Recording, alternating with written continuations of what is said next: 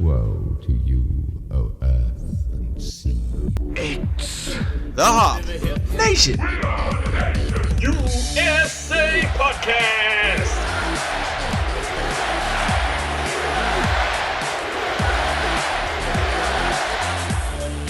Welcome to episode 186 of the Hop Nation USA Podcast, and we're still on Zoom because the Ronies be crazy.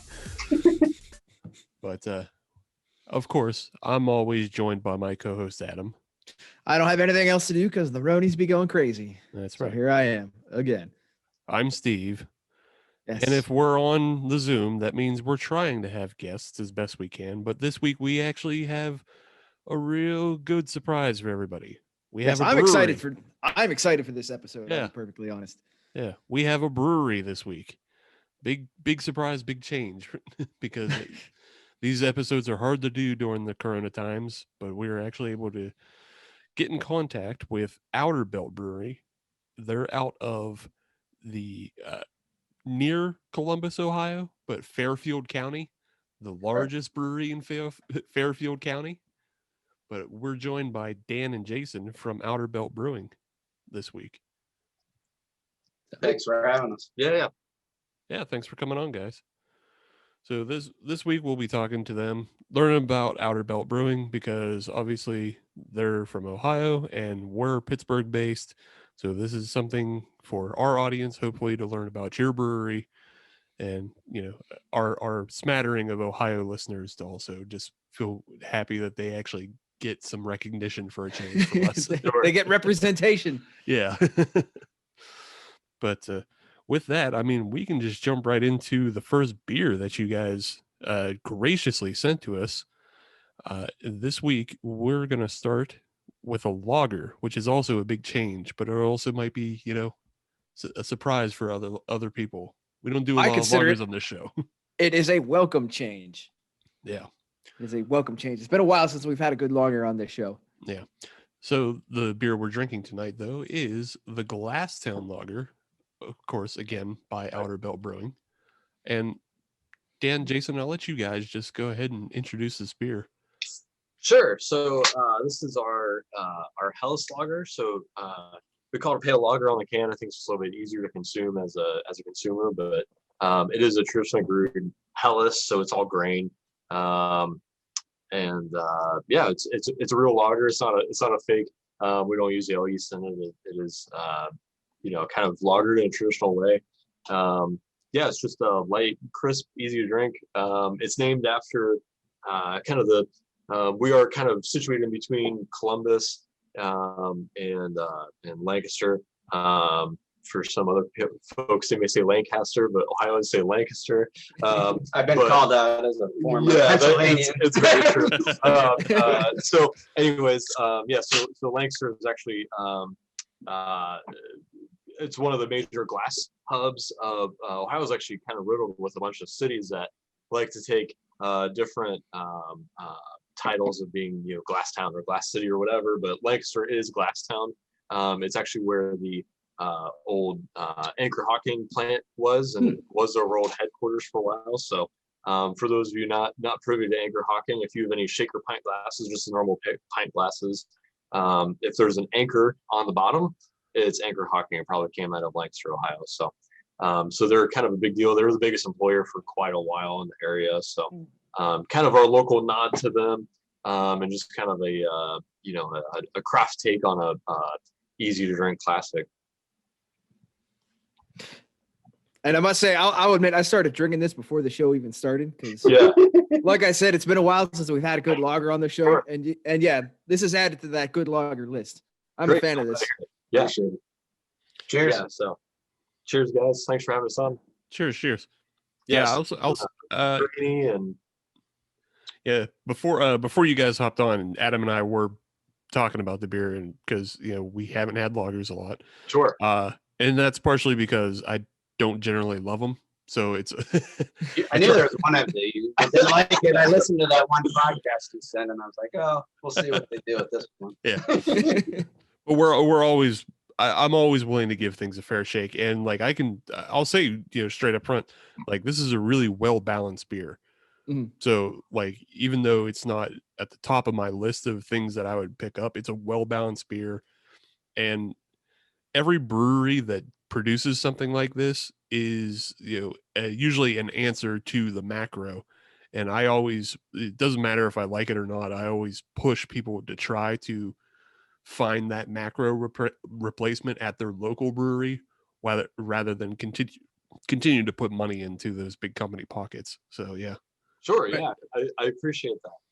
Because these beers are definitely, if somebody hasn't gotten into the craft beer scene yet, which at this point I'd be more surprised if you hadn't, and you're still a beer drinker. But this is a fantastic beer as a gateway to kind of welcome somebody in. You kind of dip their toe, and then they can expand out, and before they know it, they'll be drinking 13% barrel aged IPAs with strawberry extract and everything else, and they've got 3 fridges in the basement. So You mean a Neapolitan Doppelbock? Right? Yeah. That just came out. Did you send him one of those? Or? No, Okay. I No, wasn't able to send that. I just saw it on your website, and I was like, huh. Yeah. Well, I've never heard of that before. Yeah, that was a fun clap. Yeah, I mean, we like to. One of the difficulties with making lagers is they use quite a lot of yeast, just a lot of yeast mass. So keeping it affordable is kind of tricky because you need to keep reusing it. And ales is quite a bit easier because the ferment time is so much quicker, and you can kind of chug through batches a little bit more easily. So when we bring a pitch of lager yeast through to make Glasstown, we like to do other stuff with it too. We have a pilsner that we kind of make occasionally. And then so we had some yeast kicking around in open tank, so we called up our friends and made a doppelbock and threw a bunch of chocolate and strawberries and vanilla in it. So that turned out pretty well. I was pretty happy with it. So the base doppelbock I really enjoyed. Yeah, even got to try some of that before. Mhm. Yeah, so we might pull that one out of the bag without all the stuff in it, but yeah. Right on. So let's just move right along into it. And Dan and Jason, why don't you guys take a little bit more time to more formally introduce yourselves and your roles at Outerbelt? Sure. I guess I'll go first. My name is Dan Griffin. I'm the head brewer and director of operations, one of the founding members of Outerbelt. My name's Jason Butts, and I'm one of the market reps, and hopefully this year we can start getting back into more events and help with that, and just get more involved with the community and see what we can do to continue to grow. Nice. So how long have you guys been open and in operation? Yeah, so we officially opened in June of 2019. So we brewed a little bit of beer before our tap room and the whole building were finished. We did get a little bit of beer trickling out, but it was a pretty small operation at that point. So really June is when we opened to the public with a tap room in our production facility. So you had a solid 6 to 9 months. Yeah. We were actually just talking about that. And Jason's a new arrival to the team, so he was kind of post-COVID starting. But yeah, it's been weird. I was just talking to someone about it today, and another brewery manager came in today to chat about some stuff, and it's like, man, it's been so long. Like we don't even have a whole year of real data. We're going to be open for almost 2 years. We don't even have real 12 months of what's normal. And it's weird because we were just talking, it's going to take a whole nother year, I think, to go back to that. So I think we're going to be 3 years old before we even know what normal looks like. But that's all right. Yeah, we're here. So I say, if you guys have been able to survive this long, and then obviously, you guys make good beers, you'll be able to stick around to see that. Yeah, hopefully. Yeah. That's the goal, is to be, to figure out how to grow through all this and try to get our beer into more places pretty soon. So nice. So one of the interesting features I found about your brewery is, we already mentioned you're the biggest brewery in Fairfield County, but you guys are actually occupying a former Lowe's hardware, like giant hardware space. Yeah. So it's not, we use it as kind of part of our story, but it's not, I don't think what like a current Lowe's would be. So Lowe's actually changed their business model at one point in the 80s. So this building predates that. They were way more of like a 84 lumber, or is lumber 84 or whatever, but more of a, more of like a construction store more than a home improvement store. That was, they actually had to catch up to Home Depot in that market. So it wasn't quite what you think of today. It wasn't one of those like huge Walmart looking super center of home improvement, but it is a large building. It's we have plenty of room to grow.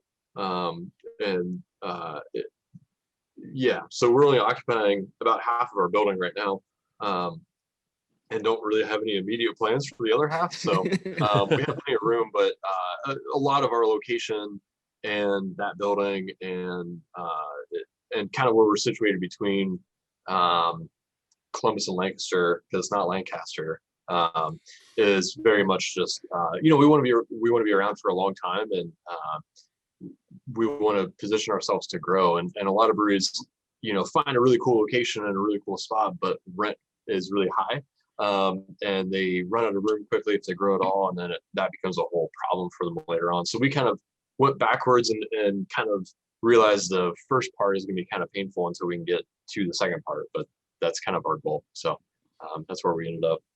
Right on. Even still though, you guys you're a 30 barrel system, aren't you? Yeah, that's right. Yeah. That was an almost accidental purchase. We found a good deal. We were going to get a 15 barrel. And so we were shopping for a 15 barrel, and then a brewery that was in planning in Ohio that never came to fruition put money down on this 30 barrel system, never went back to bought it. We met someone. They're like, hey, this is going to be cheaper than any 15 you're looking at, because someone already put money down on it. So man, we were looking at those fermenter sizes, but the plan was to do 2 batches of them. But we kind of walked into that one, and I don't know. I mean, it was kind of one of those when you're building a brewery, you make a lot of decisions, and that was one of the ones we made. So that's a lot better than what I had in my mind, where you guys just got into a lot of barrel aged stouts and accidentally hit the buy it now button. Just sort of went with it. Fortunately, those really expensive purchases don't work like that. There were quite a few fuzzy nights, we'll say, when we were putting this plan together. Comes with the territory, I suppose.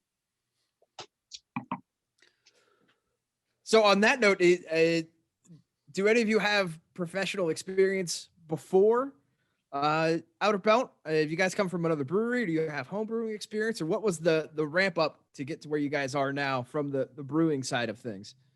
So my entrance into the craft beer world, actually, I went to I have an engineering degree or engineering tech degree for undergrad, and that didn't really work out for me. To be fair, I didn't give it maybe the best try ever, but whatever. Kind of decided it wasn't for me pretty early on. And after a few beers, actually one night, I applied for Masters of Science program in Brewing and Distilling Sciences at Harry Watt University in Edinburgh, Scotland. So I did that. It was kind of one of those, like, if I got in, I'm going sort of situations. Like, I just didn't give myself an out, and I got in, so I went.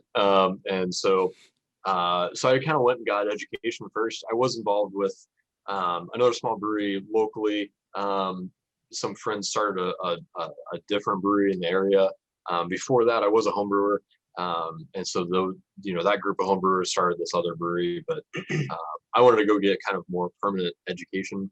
So that's what I did. And then after that, I worked in Vermont for a while at a big production brewery.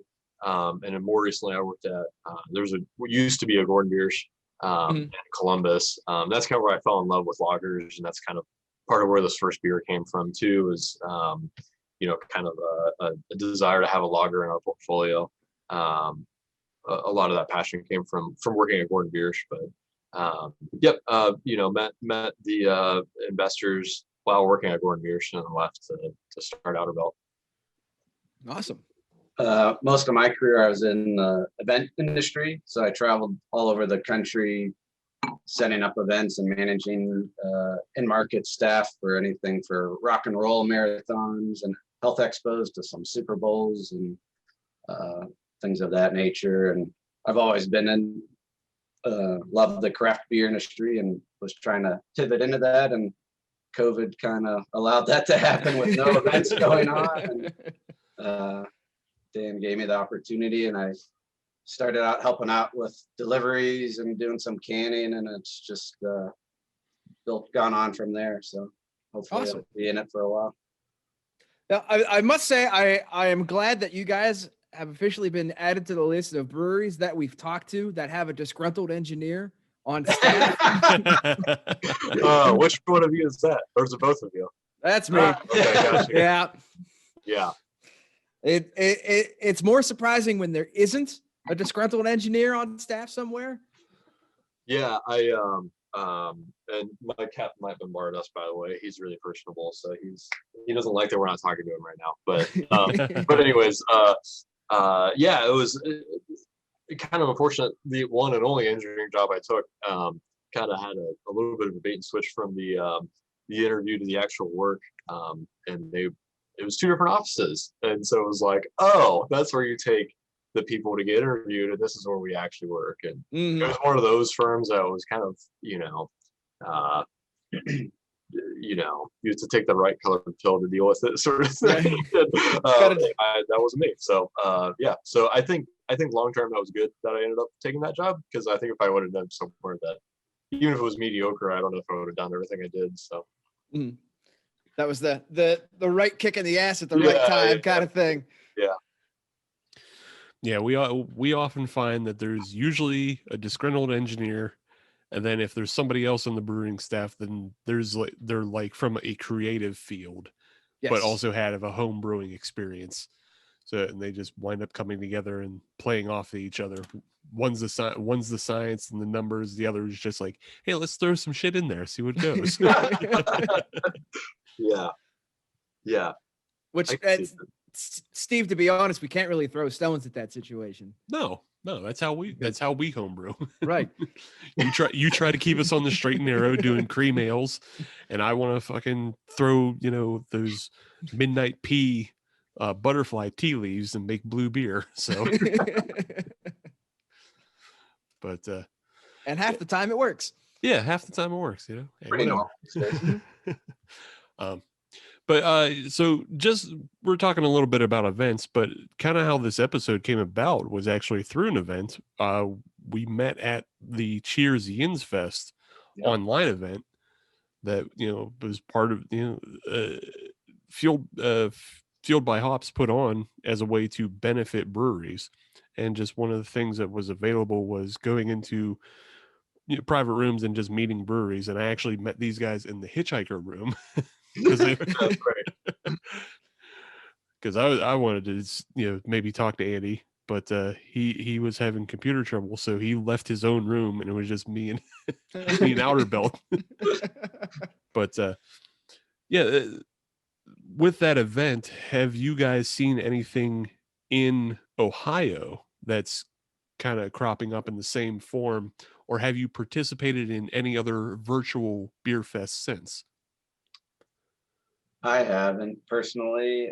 I haven't really seen like a whole beer festival that's virtual, but maybe some of the VIP experiences or releases where you buy like a full bundle.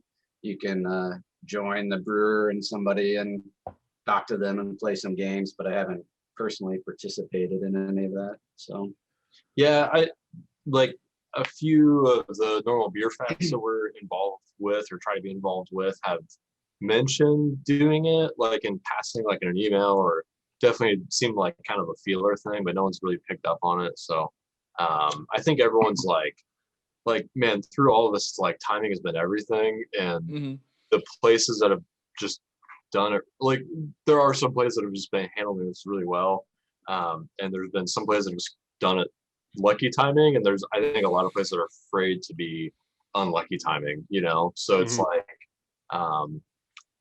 we're already in January or late January, almost February now, and it's like, well, when are we going to be able to have a real beer fest? And it's like, well, it could be not that far away, right? So, have you had any conversations? Have there been any organizers coming to you for something happening in 2021, kind of planting seeds of maybe late summer or something like that? Well, I haven't talked with Ryan with Fueled by Hops, but I know he's trying to plan a socially distant, spread out one in Pittsburgh, and we're hoping to participate in that. If it happens, then we can safely do it and socially distance, and everything's getting a little more normal and maybe more vaccines or whatever the case may be. But I should probably reach out to him soon, or hopefully he reaches out to us when that gets further in the planning process. Yeah. So one of our local festivals is planning on, and they normally do an annual one in August, and they're planning on doing it this year, but just kind of probably rent more area and more tents and that sort of thing. It sounds like is his plan, but he's got a little bit of time to get there. So right.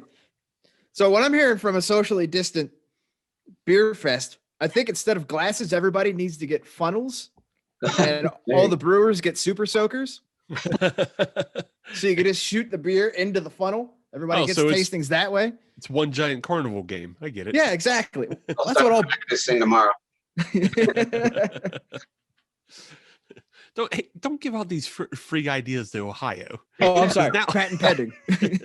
Because now they're going to take all the credit. They're going to have this awesome carnival game beer fest.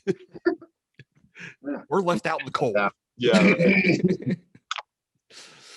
Well, hey, we've got this recorded, so we can go back and say, hey, this was our idea first. And we can go claim our 20%.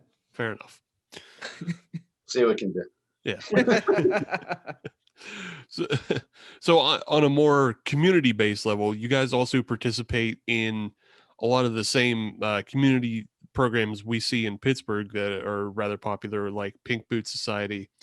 And there were a lot of breweries in our area that brewed the Black is Beautiful beer, and I noticed that you guys did as well. Do you guys have any plans for continuing like Pink Boot Society this year? I know it's coming up in March, so it could be a little hinky to get everybody into the brew house. Yeah. Unfortunately, and I don't know all the details. I'm not myself in the Pink Boots, but we do support that group. And yeah, we actually did brew a whole batch last year of it. And the ladies decided to do a hazy IPA. We brewed it a week before Governor DeWine of Ohio shut bars and restaurants and everything down. And our plan for that beer was to be very draft heavy. So I think over 2/3 of it was going to go into a keg. So we kind of held back because we didn't really know what to do. And it unfortunately ended up, all of it got dumped. It was a hazy IPA. It sat in a tank for like 10 weeks. It wasn't all that hazy. So it was just kind of like not the best situation, but it was also probably the right move. We don't want to put out a beer that all of us wouldn't collaboratively be proud of. So yeah, we have intention to brew one again this year, to kind of get money into the right sources for that charity beer. We're probably going to do some sort of live stream brewing operation. Just kind of we do have a big building, of course, but I think we had like 60 ladies come in last year. And I would love to do that, but that's not really responsible right now. So yeah, so we will stay part of that group and continue to help out when we can. Right on. Awesome. Right on. Yeah, I just know, we're still on the cusp of not everybody can be vaccinated at the moment, but you still obviously want to support those community programs. Sure, yeah, where you can. So yeah, but that's good to hear that you have something in the works, and I think a live stream of just some people being able to check in, even just watch it happen would be cool. Right. Right on. So did you guys do any? Did you guys have any twist on your Black is Beautiful? I know that was kind of the big thing with that beer, is a lot of people just put their own twist on that recipe. We brewed the recipe we got from Weathered Souls. Weathered Souls, Yeah, yeah. thank you. Yeah, from Weathered Yeah. Souls.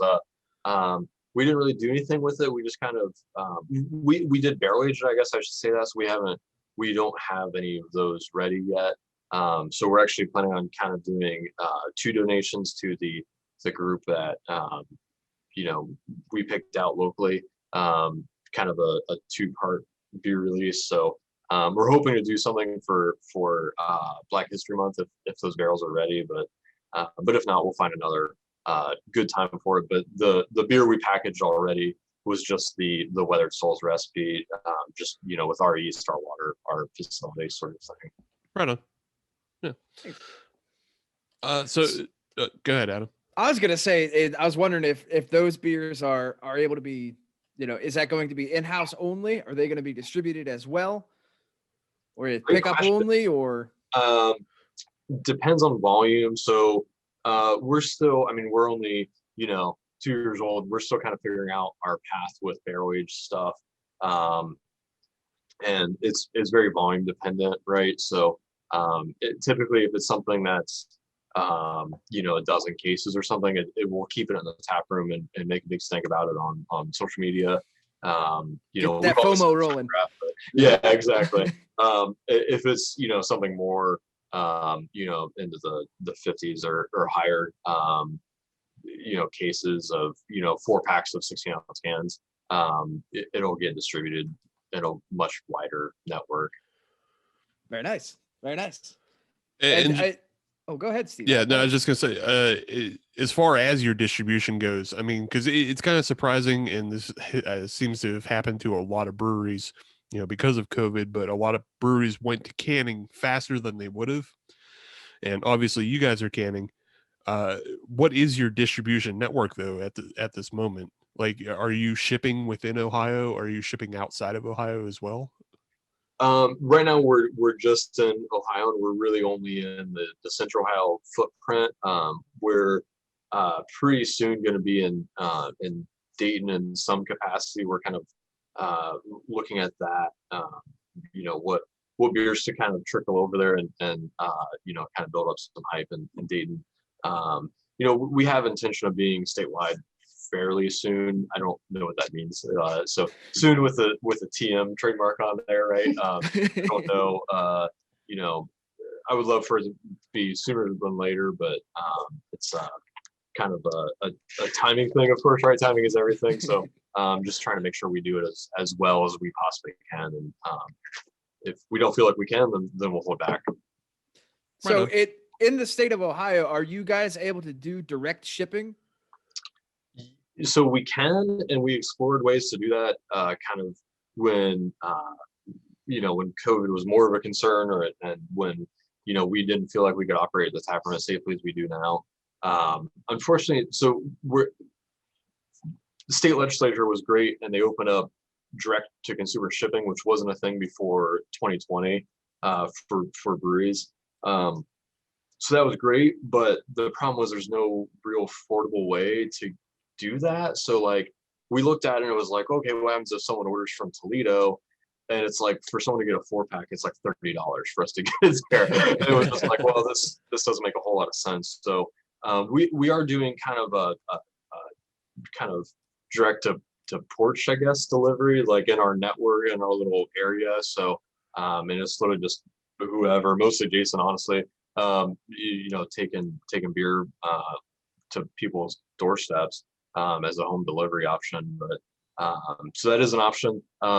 We will run that until it doesn't make any sense. But yeah, we looked at shipping, and a few other breweries in Ohio did, but I don't know if they really hung on to do it too long, or if they figured out something we didn't. I'm not really sure, but yeah, it didn't make a whole lot of sense to us. I don't think people would have bought a case of beer and then spend $100 to ship it, for 100 miles or whatever it is. Yeah, because I know in Pennsylvania we went through something very similar, where in the before times it was pretty much null and void to be able to ship stuff throughout the state, and then our legislature kind of loosened the reins to kind of help breweries out to stay afloat. Right. I've seen a lot of out-of-state breweries shipping to Pennsylvania now as well, like out of Vermont and Virginia. And we're getting a lot of that. everybody wants a piece of that pie now. Yeah, it's a big they pie, open the you know. floodgates and people want it. There's no going back. But what we can go back to is this Glasstown Lager by Outerbelt Brewing. Aha, segue. Smooth. So, yeah, just kind of final thoughts on this beer for me. It still remained like very bright, very drinkable. You know, I know I said I'm not a big fan of this style, and you know, it hasn't really changed, but still, this beer itself is a really easy drinking beer, and it's definitely something you could kind of start the night off with. And I assume like it's only like 4.8% on the ABV, right? So 5.2, but yeah, 5.2. not too far off. Yeah. Yeah. So yeah, nice easy drinker. It's not gonna ruin your night or anything, and you can start off with it like we are tonight. So I would disagree with you a little bit on that, Steve. Okay. To say that just starting off with this is the way to go, I'm pretty sure you could just go all night with it. It's also a good plan. This is a beer. This is a great tailgating beer. You know, you throw a couple of 4-packs into an igloo, and whenever you are able to tailgate again, just grab a couple of 4-packs for that, and you're good for the day. You can play cornhole till the cows come home with this beer. Now that's your choice. I need to move on to something thicker and darker. I understand that you need to yell at umpires and referees, Steve. That's Get right. I need to be asked to leave the Wildcats game. But for me, no, this is a beer that you could just drink all day and be happy as a clam. Yeah, fair enough. Enjoy it. Yeah. All right. Well, with that, we're going to take a little break. We're going to move on to segment 2. We're going to come back with another beer from Outerbelt Brewing, and we're also going to be talking a little bit more in depth about, histories and beers with Dan and Jason. So stay tuned. We'll be right back. Welcome back to episode 186 of the Hob Nation USA podcast. It's segment 2. I'm still here with my co-host Adam. And that's true. I'm still here. Yeah. And we're also still joined by Jason and Dan from Outerbelt Brewing. And there's also a cat in the background if you're watching the video. I warned you. Oh, okay. No, I warned you. His name's Chinook. He's named after hops. What I didn't know when we got him, Chinook is like the most pain in the butt hop to work with for I think a lot of brewers, and I don't know if he's a cat, right? So I mean, it's all the time. Well, we can add him to the list of cats and dogs and babies and children's and everything else that we've had on the show. So yeah, good company. A lot of people's pets, right? Yep. I'm just trying to boost those YouTube numbers. You tell the audio listeners, hey, there's a cat, and then they'll go, oh, I want to see the cat, and then they tune in to YouTube. So get that double dip. That's we could lie to him a little bit, say the cat's wearing a hat or something like that. Right? Yeah. We're like, oh wow, look what he's doing now. Yeah. You won't believe what happened. But yes, we're still talking to Outerbelt Brewing. And if we're talking to Outerbelt Brewing, that means we're also drinking Outerbelt beer. And we have the second beer of the evening, which I'll let Jason and Dan introduce. Sure. This is our bestseller. It's Gravel Donuts, our Hazy IPA or New England IPA. So something that was kind of part of our portfolio from the very beginning. And it's kind of been a beer we constantly we play with and try to make better all the time, but we're pretty happy with its current state. So this is it. It's not a donut beer. It's donuts in this. It's the name. A lot of our names are kind of show motion, or Outerbelt is actually in Ohio is kind of a regional term for beltways. All three of our big C cities, Cleveland, Columbus, and Cincinnati, all have like an outer loop. In the Columbus area, we call ours the Outerbelt, kind of affectionately. So that's where our name comes from. So a lot of our beer names are kind of road themes. So this is more of a every kid that grew up in kind of on the outskirts of Columbus, got their first car. What they do, they went to a gravel parking lot. So So that's what this beer is named after. And this is the beer I think a lot of us are most affectionate for. Nice. So you said that it does not have donuts, but it does have some, I'll say, donut-esque tendencies to it in terms of the juicy flavors that are in it. Some pineapple, some blueberry, a little bit of citrus in there. Yeah, definitely. So I mean, it's kind of we haven't changed the hops in it for quite a while, but so it's Citra Mosaic are the big two, and then there's quite a bit of Eldorado, and there's a little bit of Idaho 7 kind of in the background. So any of that pininess, I think, is the Idaho 7 that might come through, but definitely that Citra Mosaic Eldorado combination. It's really interesting. If you change the ratios of it, you can kind of get different flavors out of it, but definitely the citrus is there from the Citra for sure, and then maybe that dankness I think comes from the Mosaic, and then Eldorado is just like straight pineapple juice, I think. And that's where a lot of that kind of that tropical flavor I think in this beer comes from the Eldorado. Yeah, I like it. I'll admit, when it comes to straight up IPAs, I'm not a fan. I will put that out there. If you've listened to the show more than 5 minutes, you'll hear that from me as well. But I'll admit these hazies are starting to come around on me a little bit. Yeah, and I think this is helping the pull. Great, I'm glad to hear it. So yeah, we're doing a flip flop. First segment, I don't love lagers, but Adam loves them. Second segment, Adam doesn't love IPAs, but I'm more of a fan of IPAs. And I'll tell you what, this one is one. It's again really well balanced, like the first beer, but this one's really, really, really bright and flavorful. Like I don't know, I'm sort of burned out on hazies a little bit, just because so many of them are just kind of that flat, soft Citra. But you guys have put in such a nice blend of hops, because I'm getting that piney back end from probably the Idaho 7. But there's that bright pineapple flavor that's right up front. That this one actually sticks out and has a lot of flavor to it. So yeah, I can understand why this is a top seller. Yes. Yeah, I get it. Yeah, I mean, I appreciate the compliments, guys, for sure. Something we really concentrate on is just beer we like to consume too, and it's like we don't historically we haven't really chased those like crazy like how sweet can you make this beer trend or whatever. Like we have fun and do stuff and add fruit to things or whatever, but for our normal beers like this in Glasstown, the first beer, it's really like we really concentrate on drinkability. Like what can you drink more than one pint of this? And if the answer is no, then it probably doesn't fit our portfolio very well. So that's kind of where we took this beer when we first started trialing hazy IPAs and that sort of thing. So it's definitely been a labor of love. We definitely this is probably the beer we love to make the most, but it's also the beer that's given us the most heartache over the last whatever. So I appreciate the compliments. So you said that this was one of the earlier beers that you guys had in your portfolio. Did this get pulled over from your home brewing experience? No.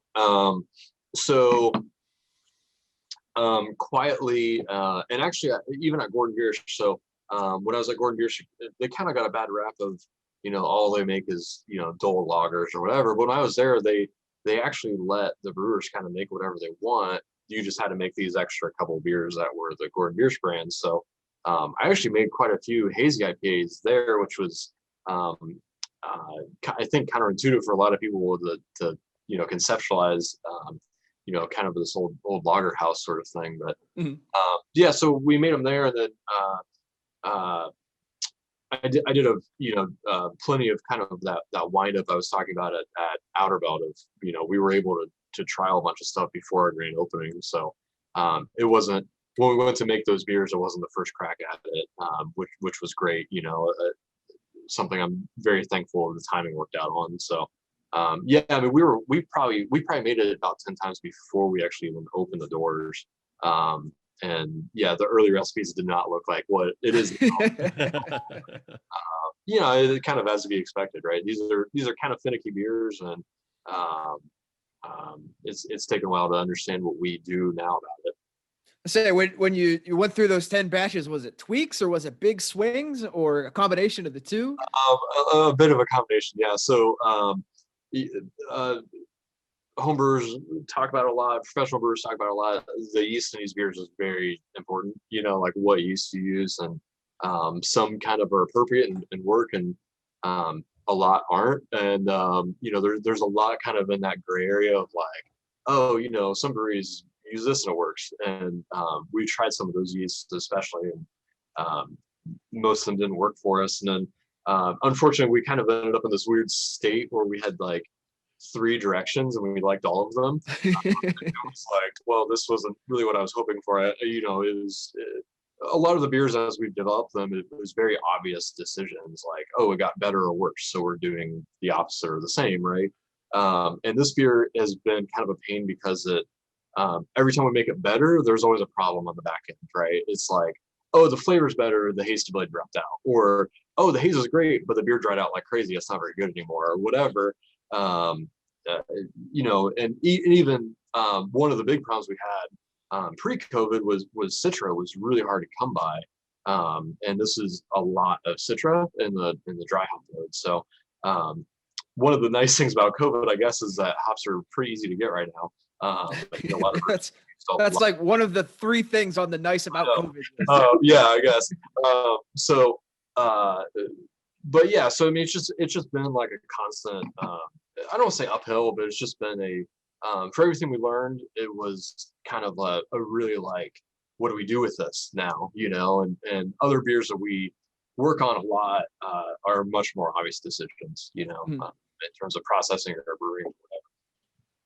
So is this a beer that you guys are going to kind of use as an expansion point to kind of play with the different hops and different adjuncts as well? Or is this going to kind of stand on its own as, I hate to use the term flagship, but I'll say stalwart beer? Sure. Yeah. So we actually in the past have actually done, we did one of these that was fermented with raspberry. So it was like a raspberry gravel donuts. That was pretty good. We also did a double, so it has 4 hops in it, and we started this kind of, I don't want to say series, but we started doing like a double dry hop version, but it wasn't. We kind of picked one of the hops to do the double dry hopping with, if that makes sense. So it's not like a traditional just double all the hops. It was more of a double the hops, but way concentrated on this one, right? So we did a double mosaic. So it was just a way higher amount of mosaic. So it was like kind of out of balance in that way because it was really dank and like kind of sticky because of that mosaic. But that was really fun to see it side by side with this. So we are going to do a double Citra and a double Eldorado this year. So I guess look out for those. And then, yeah, we'll do another fruited version yet. I don't know what fruit yet, but it might be raspberry again. That was pretty good. So maybe some actual donuts. There you go. there is a pretty famous local donut shop in our area, and we've talked to them about doing something. So yeah, maybe we can make an actual donut version of this, or lactose vanilla version or something like that. So that'd be fantastic. Right on. So let's jump a little bit back to your homebrewing history. We're trying to push to see like what was your homebrewing history like when did you start, and what is something crazy in that history, and is something that also has made its way into Outerbelt? Oh man. Yeah, so probably no surprise at this point, like I'm an ultra nerd. So in college, I realized I could buy homebrewing ingredients, but I couldn't buy beer legally. So put 2 and 2 together. Guess what I did? So that's kind of how it got started. I don't really remember. That wasn't really like, it was strange because I was doing that, but it wasn't really that. I don't think of that as my way into craft beer, I guess. Like that came actually after I could buy alcohol legally. So I made a lot of really bad beer. A lot. I kind of became obsessed with like trying to make I don't know,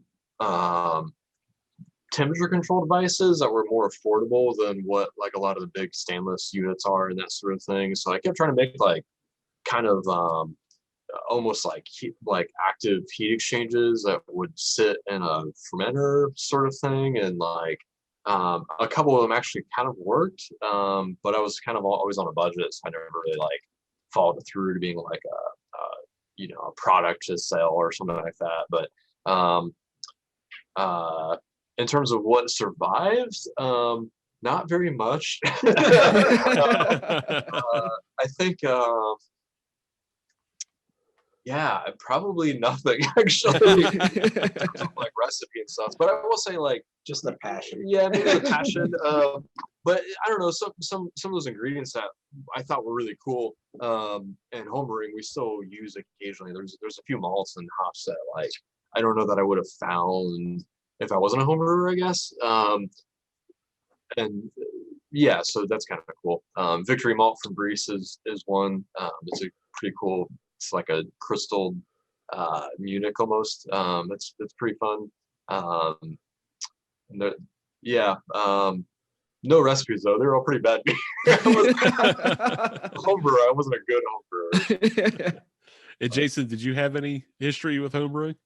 I actually haven't. I've always been wanting to try to start doing it. Part space these days, and mostly maybe girlfriend not wanting like all that beer brewing down there, or the smell or anything. But yeah, maybe one of these days.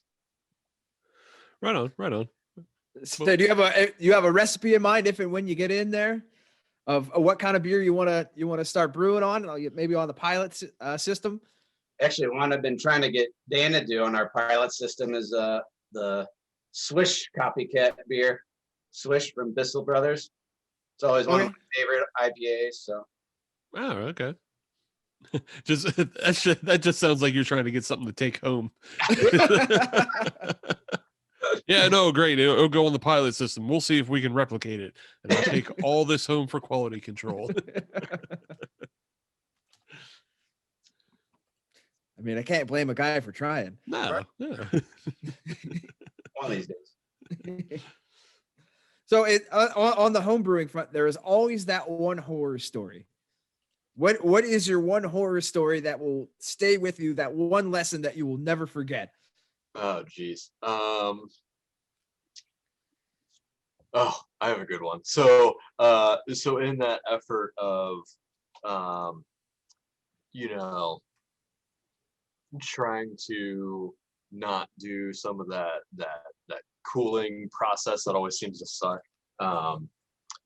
For chilling water is terrible for most homebrewers, right? It's kind of like this awkward, like, it's hot, you have to carry it, or do something weird and try to keep it sanitary, and it's just like not good, right? So I was like, oh, I'll build a cat.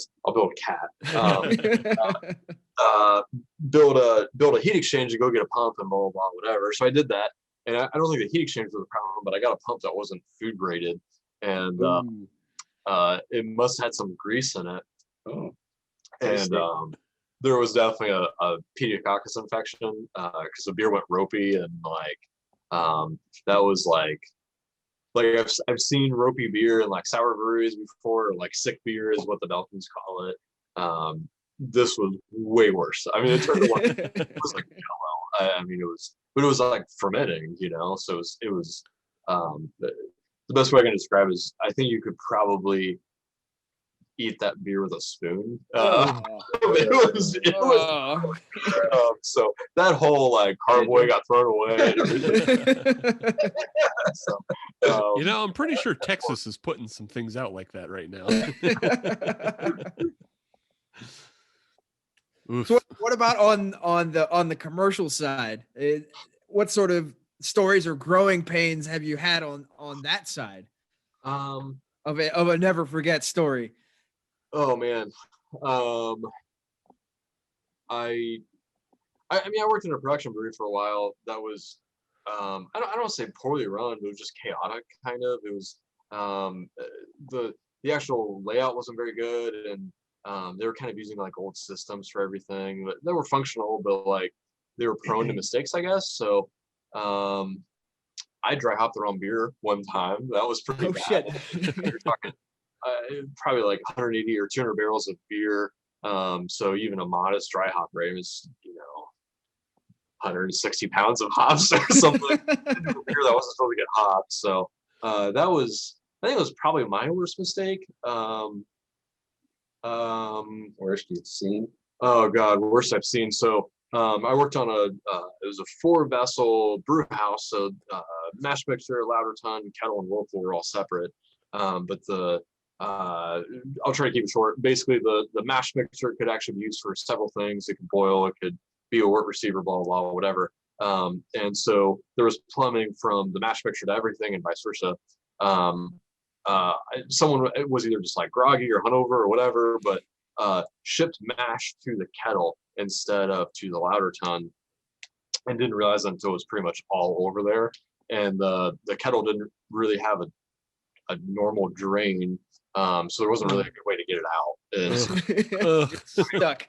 like 60 barrels of mash stuck in the kettle, and a lot of it too. So that was for sure the worst mistake I was down for a couple of days trying to clean up that mess. So Get the buckets out.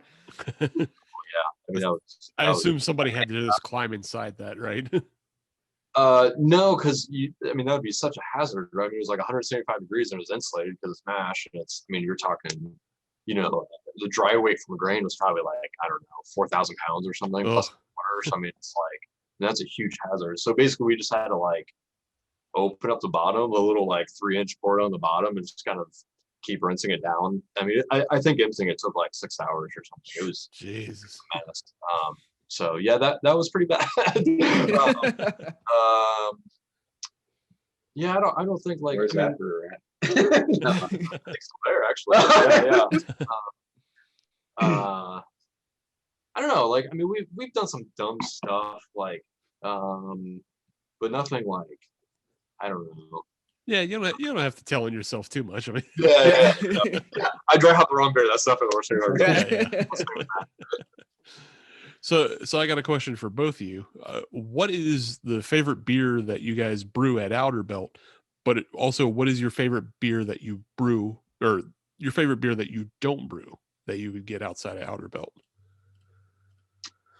I think one of my favorites last year that I had is the Schneepflug, which is the winter lager. It means snowplow in German, and it's I just liked it. It's got a lot of flavor, but it's not one of those overly spiced winter lagers. So I just really enjoyed it the first time I had it, and drank it as much as I could while we had it in stock there.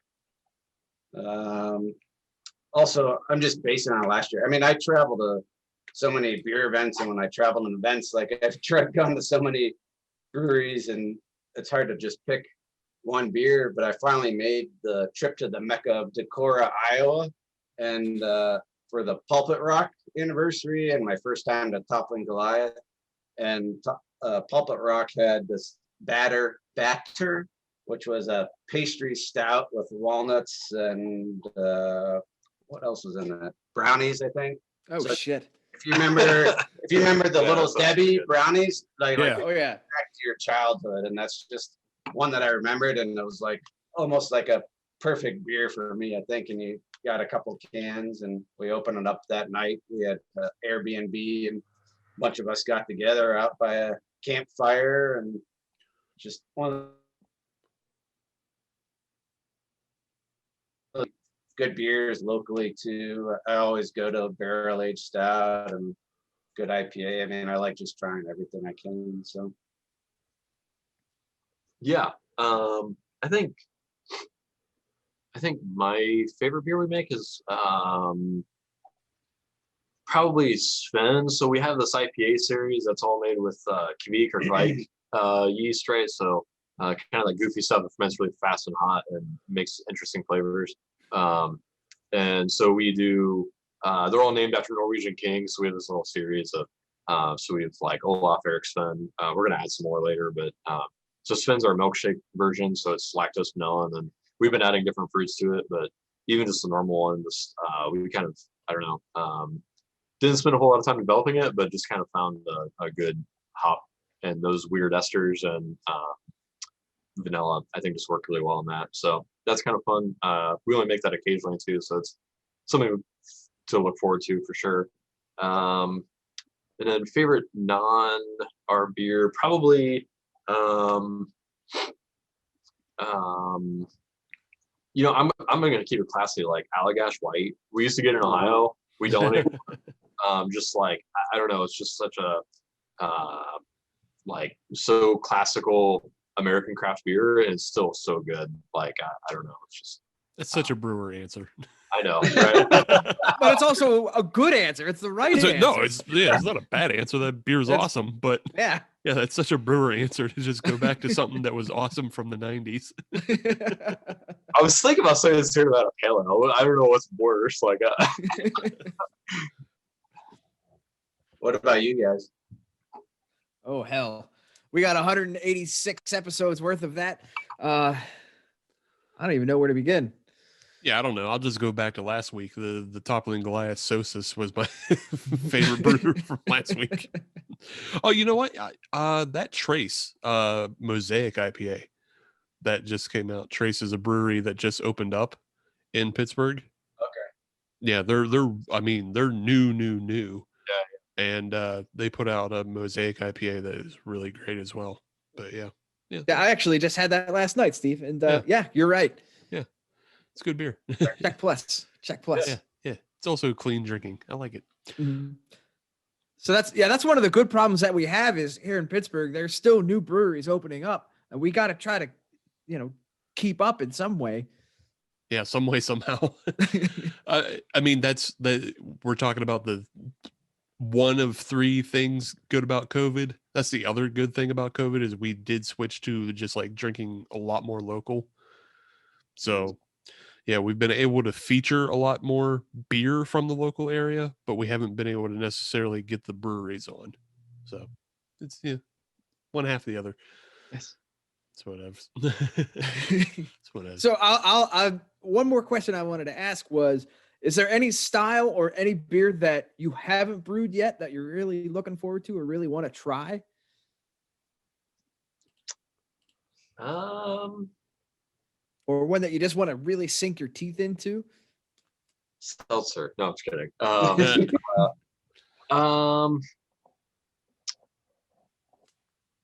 I don't know. That's a good question.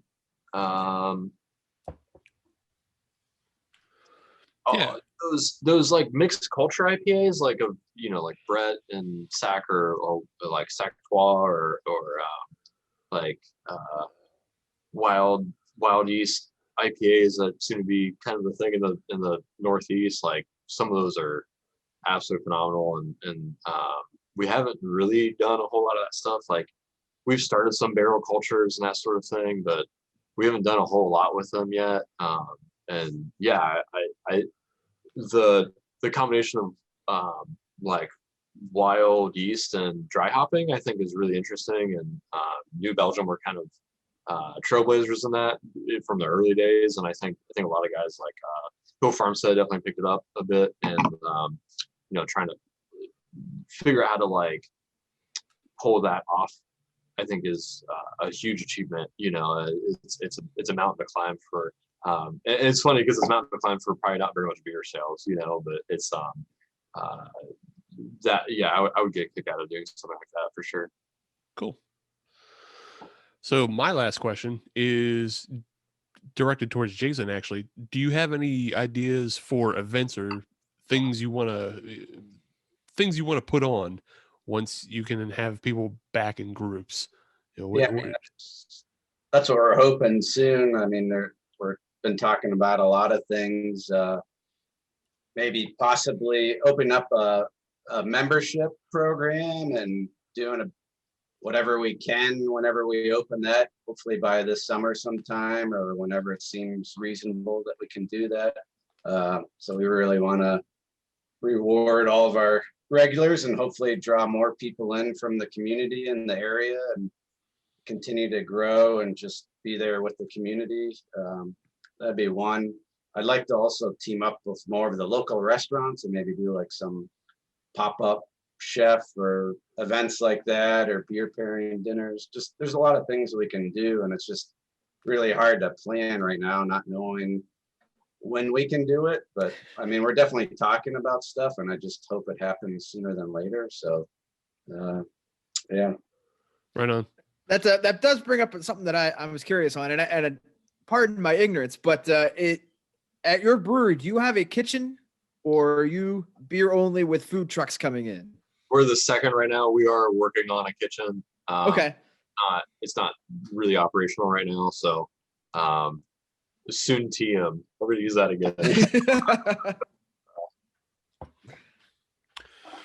Yeah, the other thing I saw that was TM probably is there was talk about you guys getting pinball machines in your space, but then I saw photos. I didn't see a lot of pinball machines. But yeah, kind of mutual touching things isn't very kosher right now. So yeah, we're looking at stuff like pinball or arcade machines or something like that for the future. But yeah, we just have a brewery out here, Helicon, and their space is an old dog food factory, and then they filled all their extra space with pinball machines. Gotcha. So it's pretty much everything you could think of. Cool. That's super. We've worked with the local disc golf association, and we started a winter putting league indoors, but had to kind of put a halt on that. So we're hoping to get that started again. And they do a lot of tournaments, and we want to help support them in the community and hopefully sponsor some things and get some discs made for them and do things like that too. I mean, there's a lot of things you can do, but that's a fantastic idea. With all that space that you guys have. Right. Yeah. We actually have batting cages back there right now. Disc golf, the safer, younger brother of axe throwing. Exactly. Yeah. Awesome. Well, let's come back to the gravel donuts. Man, I really like this beer. I get it. I understand why it's a top seller. It's very fresh. At the top of the segment, Dan, you mentioned you try not to produce anything that people couldn't drink more than or you try to produce something people could drink more than a pint of. Yeah. So yeah, I could definitely drink more than a pint of this. I could drink probably 3 or 4. Yeah. And I'll reflect that as well. Especially this is the kind of the hazy IPA that I would suggest to other people as well, especially those that are hazy heads. You know, if they're thinking about it, just go get it. Yeah, it's bright, it's flavorful, it's fruity. Like I can see how you would actually like this, Adam, because it's fruity enough. Oh, yes. It's not a burn. No, it's not a burn on him. He hates the fucking piney shit. So yeah, my palate is much more on the sour side of things and the stouts and things like that, rather than going towards the like West Coast IPAs. No, thank you. No, thank you. Yeah, I still live in 2007 where I wish I could get Palate Wrecker. And yeah, but yeah, good beer by you guys. And that means we're going to come back. Segment 3, we're going to have a game, but we're also going to have a third beer. It's time for some rocket fuel. Yeah, time for some rocket fuel. And we're going to put Jason and Dan against each other while Adam and I get tuned up on rocket fuel. That's segment 3. Stay tuned. Welcome back to episode 186 of the Hop Nation USA podcast. It's segment 3. That means it's time for a game, but it's also time for a third beer. And so I will let Dan and Jason again introduce the third beer of the evening. Yeah. So this is one of our new limited edition barrel age release. It's kind of part of our ongoing barrel age series. So this one is one of our Imperial Porter recipes that sat in bourbon barrels, but the bourbon barrels had maple syrup in them at one point. So they got beer after maple syrup. So there's certainly some maple caramelization still going or still existing in the barrel. and we added coffee and vanilla on the backside. So that's this beer. Right on. Do you know what whiskey was in the barrels ahead of time? And yeah, they're Buffalo Trace barrels. One was Heaven Nice. Hill. Oh, that's right. Yeah, I take that back. So one was a Heaven Hill barrel. Okay. The other version were both Buffalo Yeah, Trace, you're right. and then this one was one Buffalo Trace Yeah. and one Heaven Hill that we blended together. Okay, Very cool, nice. cool. And how long did these sit in the barrel? About a year. Damn. Okay. Nice. Yeah. Yeah. This one comes in at a nice and light 11%. Ha ha. So, Oh yeah. welcome to Rocket Fuel Country. Hell yes. And admittedly, just like the lager, I was drinking on this before the segment started, and this is thick with 3 C's. So we were jumping back and forth, but this is a style Adam and I both can agree upon. Oh yes. And boy, oh boy, man, I'll tell you what, my favorite thing on this beer so far is the nose. There is so much coffee nose on this, which is going to be my next question is like, where did the coffee come from? Is it like a local roaster that you can give a shout out to or something? Yeah, we're kind of jumping around with different local vendors right now. So yeah, this was a Peruvian single origin roast, so we picked up and just kind of we're still kind of dialing in how we add coffee. And I think we've finally getting coffee to kind of snap through beers like this we learned is kind of difficult. So I think we're finally onto something with what we're doing. So yeah, I mean, we definitely found we know what questions to ask from roasters now. It sounds dumb, but it's just like, I don't know, you want to make a beer like this and it's like, what coffee do you get? It's not Maxwell House, but it's that's kind of a learning process. So we're pretty happy with the direction we're taking coffee aging stuff. Nice. And I understand that this is not the only version of this beer as well. Right. Yes, we did a kind of a side-by-side release with a similar but different beer that was a hazelnut chocolate vanilla, but that one was not aged in maple barrels. So that was just in straight bourbon barrels. Right on. The reason I know that is because I have one in my fridge, and I'm probably going to drink that right after this. Don't brag. And then be useless at work tomorrow. Yeah, no, you're not. I only had a couple pints, you know what I mean? Yeah, don't brag, Adam. Don't.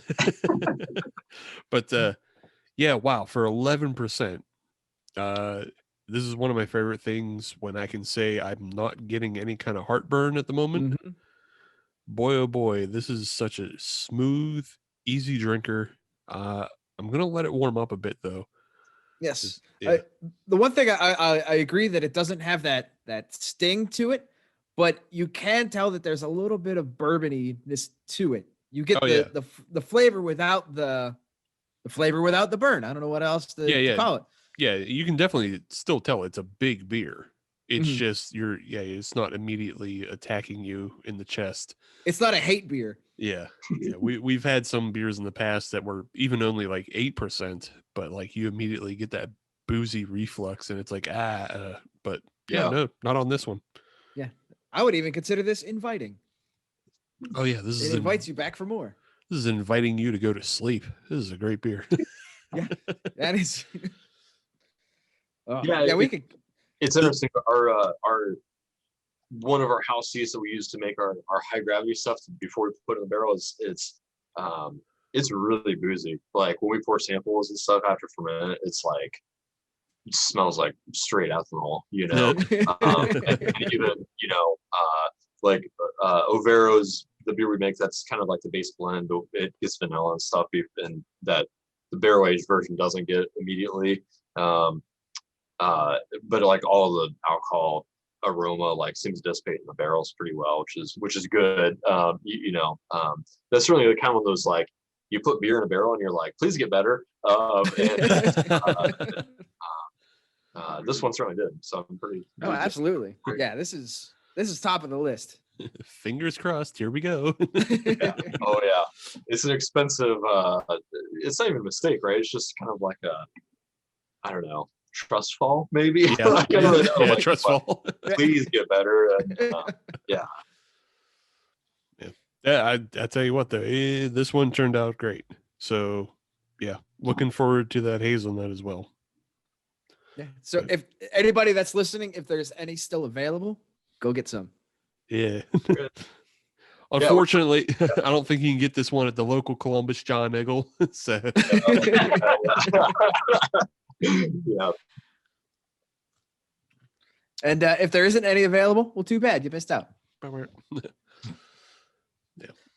All right. All right. I think it's time for a game, Steve. Yes, it's time for a game as Adam and I blast off with this rocket fuel.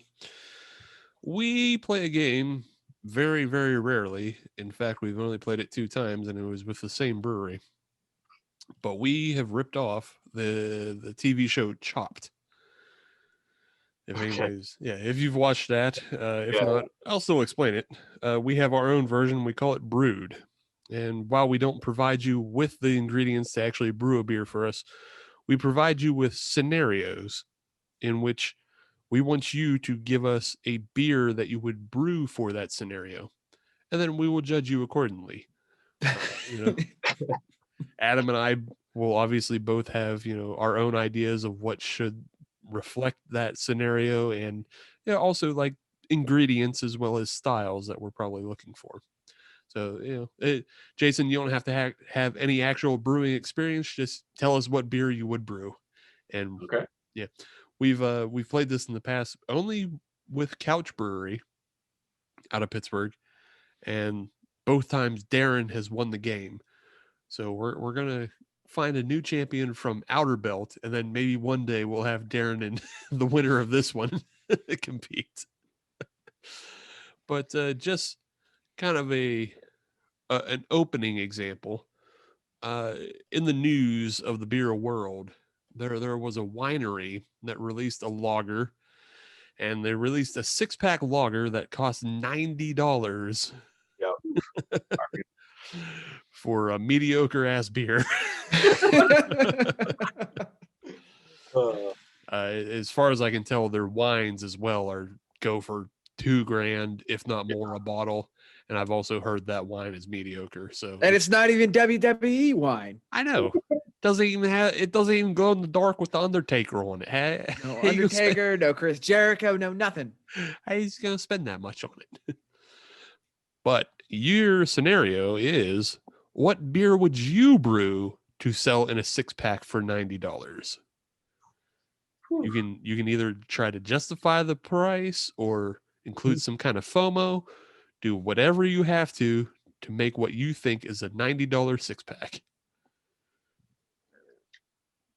What about a truffle caviar saison aged in Dom Perignon barrels? That's crazy enough just to work.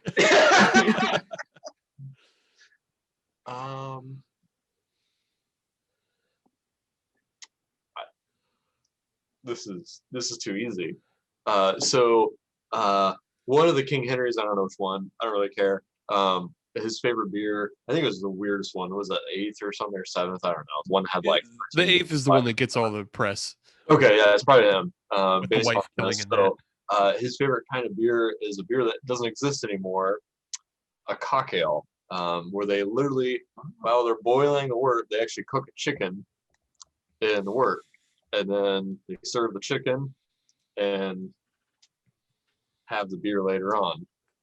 Its main descriptor is briny, but for a food pairing, with chicken and beer, it's an experience beer. It's not a grocery store beer. Okay. Well, first I would let you be the one to make that argument to the health board. Fair enough. Yep. See if that works.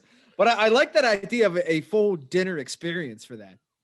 Chicken stock ale. I don't love it.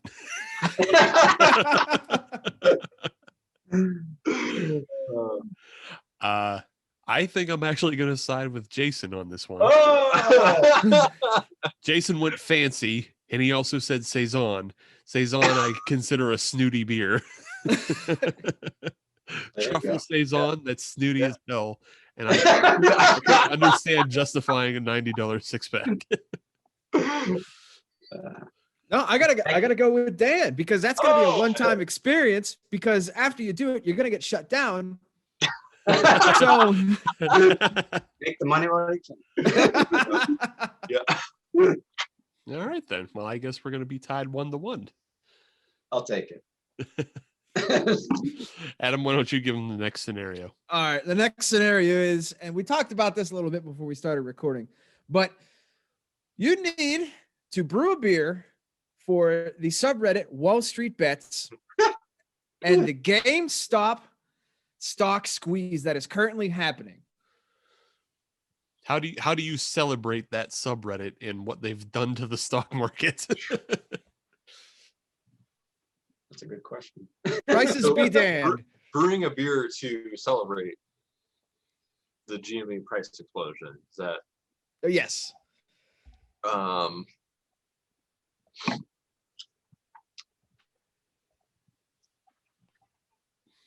Well, I mean, I think you got to do something super bubbly and with glitter in it. So I'm thinking like a dry hopped fruited Belgian wit with freaking gold edible glitter in it. So they can like shake the bottles up and fucking spray it all around and shit. And like, because it's super bubbly, right? Not a Real stick- NASCAR finish line beer. Yeah, definitely. Yeah, but the glitter is super important. It needs to be like the upper threshold of what's allowed by the FDA. So now I care about the FDA. But it's got to look like a bass boat. Yeah, exactly. Yeah, or it's shaped in a bottle of a rocket ship, probably, since that's like the meme, right? I like it. That's gonna be a tough one to beat. Yeah, it's a tough question. I might just go.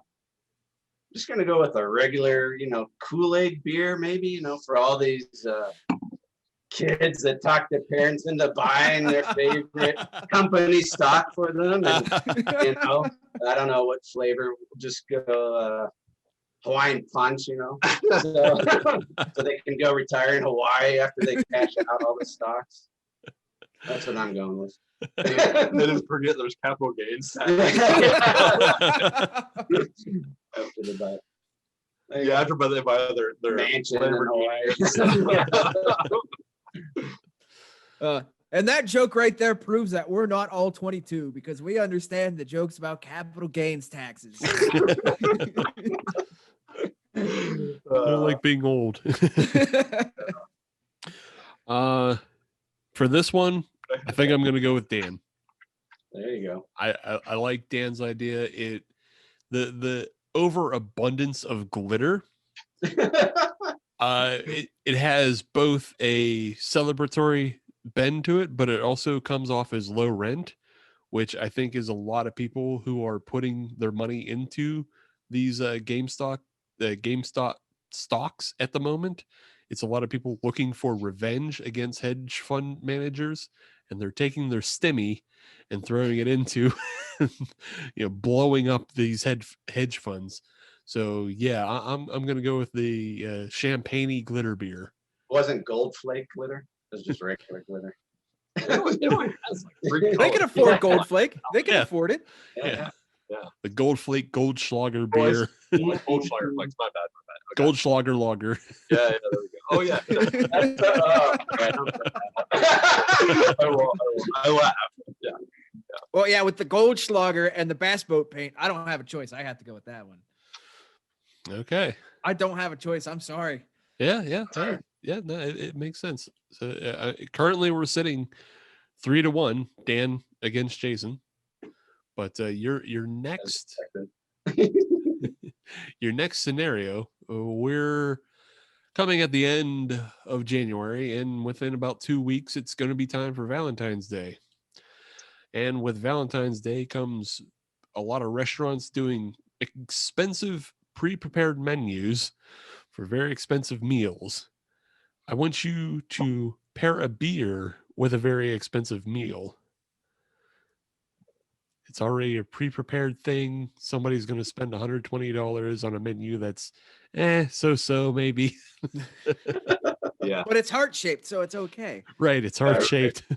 There's maybe rose petals on the plate. That justifies the $120 a plate. But it's served at home, so it's going to be on a paper plate. So Yeah, are people going to have to do takeout with that stuff? yeah, I think so. Ugh. Maybe they get some candles. I got one. No, good. Yeah. Okay. So I'm gonna go with. We're picking the food plate too, right? Yeah, you can. I mean, yeah, if you have that idea. So I'm envisioning like a classic surf and turf, like fillet and lobster tail, and an Eisbach, which is a super niche style, but like I actually hate them. They're obnoxiously sweet. They're barely carbonated. I love Doppelbock. I love most Bocks.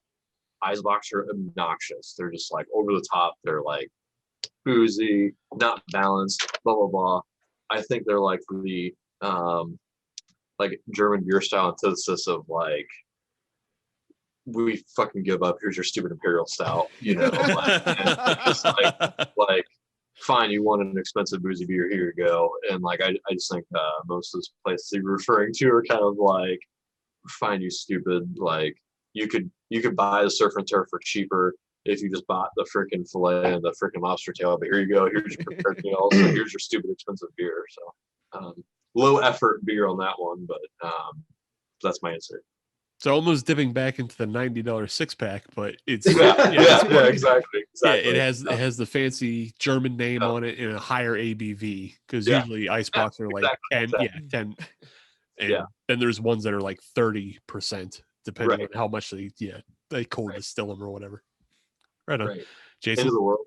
I'm gonna go a little outside the box. You wouldn't really call this beer, I guess, but I don't know if you guys are meat fans. Yes.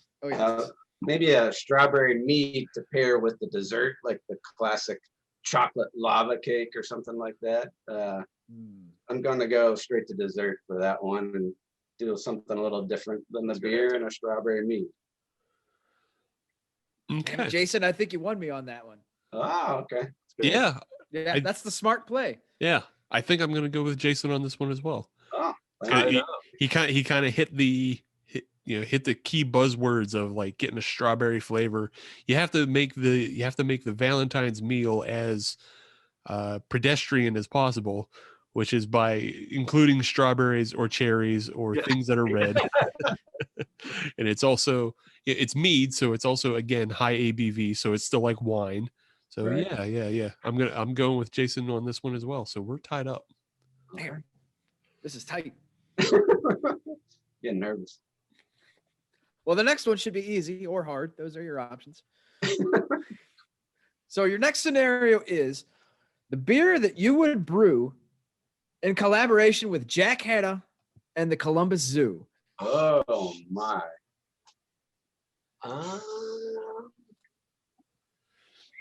Which is also an aquarium, so I don't know. You can pick a Goza if you really want to.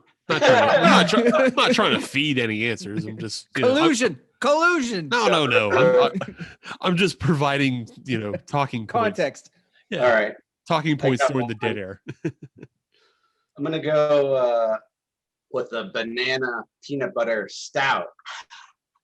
So you got the monkeys and stuff with the banana and whatever elephants with the peanuts and whatever other animals. I don't know what you call them. Elephants. Elephants love peanuts. Not adding anything, but I don't know. Yeah, I'm just gonna go with the classic peanut butter and banana stout. So I don't know if that's classic. Or not classic. But that's a fine answer. Yeah. I don't know. At this point, 2021, with the way pastry stouts is, that's pretty classic. Fair enough. I'm thinking like a big barley wine, but made with ingredients from all like maybe not like all the different continents, like the stupid dogfish head beer that use like Arctic water or whatever, but like you know, abnormal grains from like the plains of Africa or whatever, and like instead of using hops, there's like all these bittering teas that we don't really get in the US that are like in Western China and kind of more Central Asia. And it probably wouldn't taste like beer because it's like all these abnormal ingredients, but would technically be beer because it's grain based. But yeah, just kind of a transcontinental abnormal alcoholic beverage, I guess. I don't know. I guess it's kitschy for sure. So that's a tough one because I could go for either of those. Yeah. I would definitely be interested in either. I'm going to side with Dan on this one. Jason had trouble naming that elephants love peanuts. There's got to be other. But I like Dan's intercontinental sourcing of taking grains from Africa and bittering teas from Asia and bringing everything together. I'm sure you could get some hops from Australia or New Zealand. Yeah. But yes, I kind of like that approach, being that you bring in all these animals from across the world. Now it's time to bring in all these ingredients from across the world for your beer. This is tough, but you know what? I think I'm going with Jason. I'm sorry. Banana peanut butter porter. I don't care why you got there or how you got there. You got there. Thank you. That just sounds damn fine. Yeah. All right. Throw some marshmallow in there. Call it a fluffer nutter. Sell it by the crate. I've heard of that beer. Yeah. I mean, that one's free. That one's free. Dan also did say barley wine, so that immediately put it in that 10% mindset for me. So yeah, that's how you compete with a stout. Well, I don't know that I want to be barley wine drunk at the zoo. I do. That's how you get in the cages, right? Hey, Rhino, what do you fucking think you did? You're not so big. You're not so big and bad. King of the jungle. Yeah. All right then. Well, that puts us tied 4-4, and I guess that's time to get us into our final destination, our final scenario. Assuming that we could colonize Jupiter's moon Europa on the outer belt of the solar system. No pun intended. I like that. What beer would you brew to welcome the people to their new outer home? So they're getting off the shuttle. They're Elon Musk's Space XX, whatever it is, that brings people to Europa. What beer do they get upon arrival? I think I'm gonna go with back to the Neapolitan for the old freeze-dried space meals in an IPA. That's good. Damn, answer. that is a good answer. That's a really good answer. I'm gonna say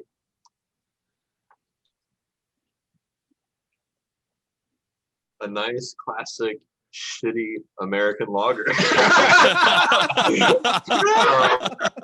I say that for two reasons. One, everyone else that goes through craft beer has to learn how to love craft beer, right? I mean, so just because you're from a different planet, you got to go through the same growth curve the rest of us did, right? What the heck? And also, secondly, we can all call them nerds who haven't elevated to craft beer yet. So it's just like, oh, here's your special thing. They'll be like, oh, that's cool. It's just like Old Milwaukee or whatever bullshit. And we'll be like, yeah, you fucking nerds. And then, yeah, I don't know. Super high adjunct lager. Welcome to your new home. Shit don't change.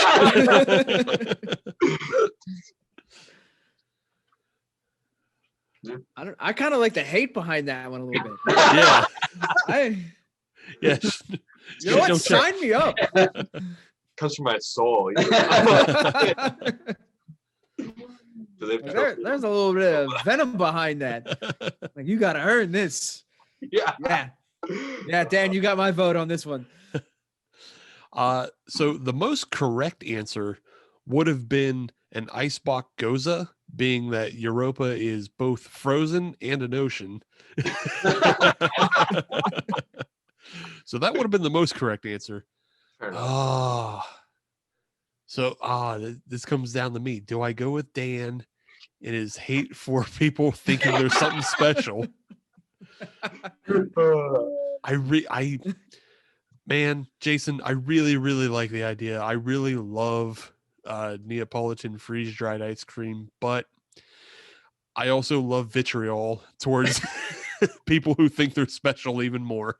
So, Dan, you're welcoming people from another world with shitty American lager is the answer. Congrats. Hate wins. I can see. You ain't shit Pilsner. You ain't special. Get to work. We need farms. Yeah. We're not against green. So, yeah. So Dan is our new winner of Brewed. Thank you. Good work. Well, with that, we're going to come back to your coffee porter that was aged in Heaven Hills barrels, also brewed with a little bit of vanilla, and there's maple bourbon barrels. Yeah, there's a lot going on with this beer. And it's getting to me. But it's a great beer. I love it. It has all the notes that I like when we talk these big beers. It's balanced. It doesn't give me that boozy reflux burn. I smell the coffee, which is really important, but I also taste the coffee. So it hits all the notes that I love. That's all I got. Yeah, I'll agree completely. There is a lot going on here, but there is no one thing that is overpowering everything else. You know, it's not overly boozy. There's not too much coffee. There's not too much vanilla. It all works really well together. And at 11%, as smooth as it is impressive. So I am glad that I have this beer in my life. It's a damn fine beer. We are glad to. Yeah. Thanks so much, guys. I appreciate the help. For sure. And that's not bluster. That's not just blowing smoke up your ass. This is legit a really good beer. Yeah, this is excellent. This outpaces like the Due to Sill that we had a long time ago, that barley wine. That one was old trash and Bernie. Just that one always comes to my mind when we drink good, hot beers. But this is the way it's supposed to be. Right. But we get to do something now that we haven't done in 2021. We didn't do too much in 2020. We get to do the podium, which is where we rank the beers we drank tonight, bronze, silver, and gold, because honestly, in the past however many episodes, we haven't been drinking the same beers, but we all drank the same beers tonight. And so with that, I can easily say that bronze, silver, and gold just goes the order that I drank them tonight. Bronze for the Glasstown. It's a very good, well-balanced beer. If you're into lagers, you will be into that. And I fully encourage people to go out and get it if you're looking for a replacement for macro, because it's so much better than, Bud Light. Bud Light is shit compared to that. But then Gravel Donuts is a great, just kind of standard bearer, as they were talking, why it's their number one seller. It's got a lot of fruity flavor on it. It's big and bright, but it does have a little piney aftertaste to it that I also enjoy. It's more complex than the Citra only soft baby kisses that are out there. Gold, though, definitely goes to this coffee vanilla porter in the maple bourbon barrels. Holy shit, what a good beer. Can't be beat. Yeah, I completely agree on that, Steve. I guess it's time for me to go on the podium as well, isn't it? And I'm different from you. I'm gonna swap bronze and silver. I'm gonna put the Gravel Donuts in the bronze medal position simply because I prefer lagers over hazy IPAs. It's all personal preference. There's not a bad one in the bunch. They're all well-crafted beers. And if you like one style over the other, that's probably what's going to dictate where your rankings are. But I prefer lagers over hazy IPAs. So the Gravel Donuts goes into bronze medal position. It is excellent for the style. The Glasstown, I mean, that's just a good-ass lager. Would drink it again. Hopefully I can drink it again. But this barrel aged, ooh, yeah, this is good times in a can, and that's far and away gold medal winner. Would For drink sure. again. Yeah, for sure. Which brings us to Jason and Dan. Now it's your time. You have to rank your favorite children. I'm communist. So they all get silver medals. I'm just kidding. Our medal. I think I'm probably gonna echo Steve. I think I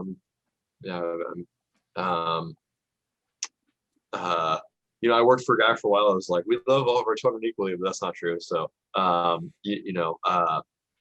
mean, I actually drink a lot of Glasstown. It's one of more of probably what I drink on a if I one beer a day, it's probably it. But it's kind of intentionally lower in flavor. If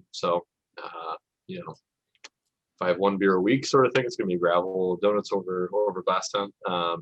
And then I mean this the barrel aged stuff we're doing right now, I'm really happy with, and it's really flavor intense, and every time I think this is probably the third one of these I've opened since we packaged it, and every time I open one I think I enjoy it more than the last. So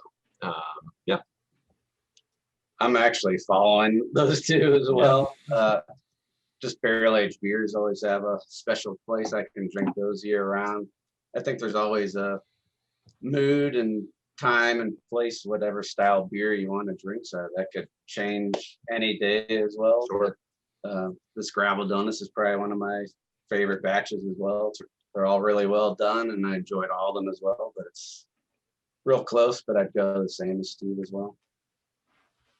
Right on. Yeah, and there's not a bad one in the bunch. No, Yeah, exactly. not at all. So with that, Dan, Jason, just take this time to plug anything Outerbelt, where they can find you on social media, where they can find your beers, anything like that. Instagram's at Outerbelt_brewing. Our website's www.outerbeltbrewing.com, and Facebook's www.facebook.com/outerbeltbeer.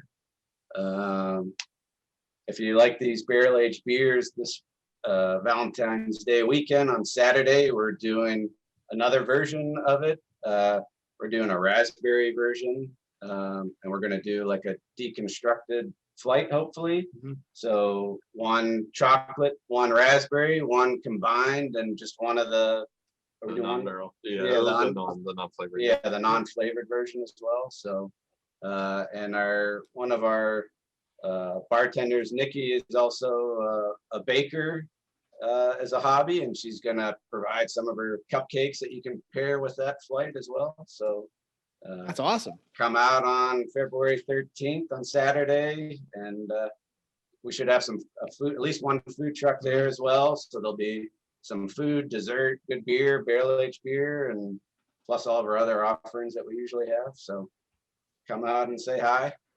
We appreciate the support. Awesome. And our beer is kind of distributed through the normal sources and kind of the Central Ohio for right now. Hopefully adding Dayton soon, and then hopefully this time next year, if we chat with you guys again, we'll be across most of the state of Ohio. Yeah. Great. Yeah. And maybe I'll be able to pick up cans at Vintage Estates. Yeah. I do try to make a trip to Pittsburgh. When the Pirates are playing, I'll meet my dad from Erie at least 2 or 3 games a year. Obviously, that didn't happen this past year, and I don't know what this year has ahead of us, but I'll Cheap definitely tickets. reach out. Yeah. So the same as every other year? Or any other. I went to college here, so I still have a lot of friends and enjoy visiting the city. And like I said, hopefully we're they're coming for the Cheers Gins Fest if we're doing it in person. Hopefully we'll be invited and be there and able to meet everybody that's listening tonight and meet some new fans as well. Bring some good beers, share some good beers, and try. I mean, I love all the breweries there, Dancing Gnome, Hitchhiker. I mean, I always enjoy trying new stuff there as well. So Right on, right on. And if you're looking to find us on social media, all you have to do is search Hop Nation USA, and that'll get you Instagram, Twitter, and Facebook.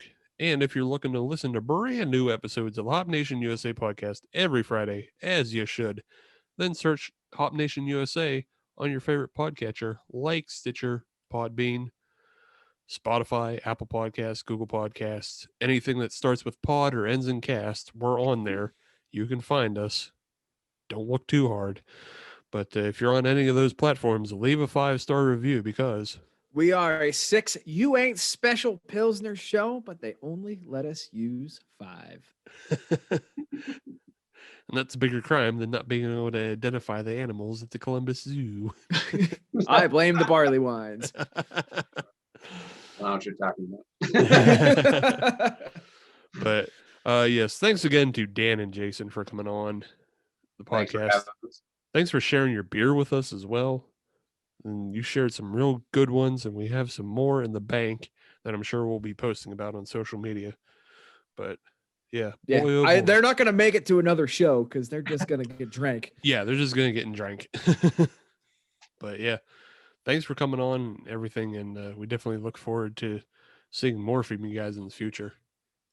Yes. And I would recommend to anybody listening, if you're able to get Outerbelt, get them. If you can't, find a liquor mule, hire them to go get some and bring it to you. Look, Columbus ain't that damn far. And if you're going to drive all that way for stupid ass Brewdog, then you can stop a little bit in Carroll, Ohio, and get yourself some Outerbelt. That's right. And make the trip worthwhile. That's right. I know there's a fellow Fueled by Hops member from, I believe, Wheeling, West Virginia, that I've run into a few times there. He comes and gets some of our beer and then goes down to Hocking Hills and gets a cabin and stays down on that way. So we got some nice hiking, a bunch of nice restaurants to check out. So make sure you enjoy our whole community and support the area. You can go brewing in Hocking Hills. So yeah. Yep. All right. Well, thanks again, guys. Thanks for coming on. Yeah. And next week we'll have something new. I don't know if we're for sure doing the murder episode, being that it's episode 187, but we'll think about it. Maybe on a long enough timeline, all podcasts turn into murder podcasts. Yeah. Well, and we're starting to get to that point. I think, next episode's 187. That's dependent on whether or not we actually watched the Night Stalker documentary on Netflix. So, but we'll definitely have something new for you next week. So until then, goodbye. Cheers.